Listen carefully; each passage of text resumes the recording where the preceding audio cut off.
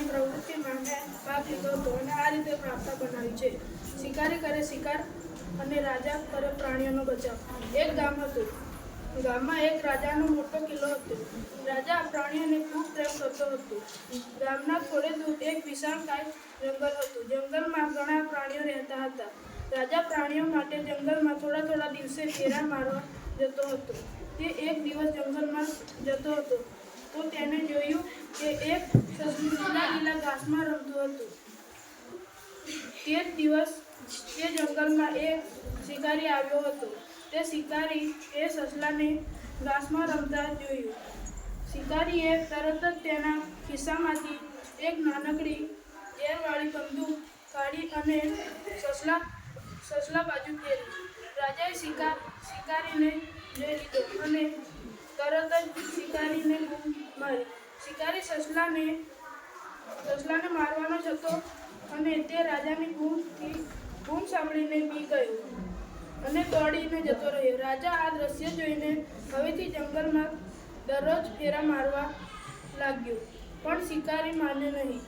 તે એક દિવસ શિકારી જંગલના એક મોટા તળાવ પાસે પહોંચ્યો અને તેને વિચાર્યું કે બધા પ્રાણીઓ આ મોટા તળાવ પાસે પાણી પીવા આવશે અને તે ત્યાં ઝડપથી થોડે દૂર જાળ મૂકવા લાગ્યો.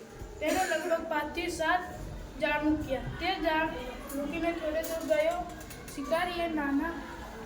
સસલું ફસાઈ ગયું. શિકારીએ નાના સસલાને પકડ્યું નહીં અને તે વિચારવા લાગ્યો કે નાનકડા સસલાને હું નથી પકડતો અને તે સસલાને જોઈને બીજા મોટા પ્રાણીઓ આવશે. પછી તે નજીકના મોટા ઝાડ ઉપર ચડીને બેસી ગયો. થોડી વારમાં ત્યાં સિંહ સસલાને જોઈને આવ્યો, પણ સિંહ તો જંગલનો રાજા. તેણે આજુબાજુ જોયું અને તે ઝાડના મોટા દોરડાને જોઈ ગયો.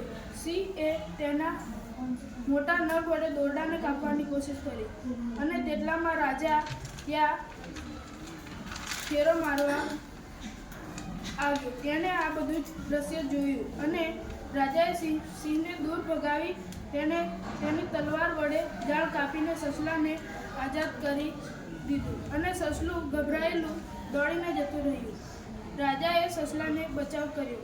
રાજા ઝાડ ઉપર છુપાયેલા શિકારીને જોઈ ગયો. રાજાએ તે શિકારીને ગામના એક પોલીસ સ્ટેશનમાં લઈ ગયો અને શિકારીને પકડી લીધો. તેથી રાજાને બધા પોલીસે રાજાને તેમના મોટા સાહેબ પાસેથી તેને મોટું ઇનામ અપાયું અને રાજાના ગામના માણસો પણ રાજાના કામથી ખુશ થઈ ગયા અને બધા ગામના સભ્યો રાજાની જેમ પ્રાણીઓને પ્રેમ કરવા લાગ્યા.